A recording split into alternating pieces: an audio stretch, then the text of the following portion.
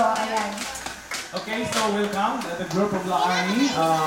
Tawagin niyo ako kung hindi ako updated sa mundo. Talagang kaya kanina nung pagpasok niya, ang ganda ng babae na to. Pero the truth is, parang nahirapan ako mag-reconcile dahil una, hindi ako mahilig manood ng kaya patawag ko, hindi ako updated sa mundo.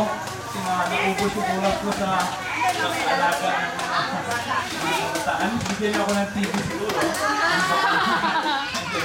But anyway, so kahit man, alam ko, nakikita ko sa mukha nyo na very supportive kayo sa success natin yun. Welcome sa aming munting mission. So, these are the kids na maging sharing ang aming programa. So, welcome and fun today. Maraming salamat na contribute kayo ng buhay sa kanila. Mayumi, ano nangyari sa'yo?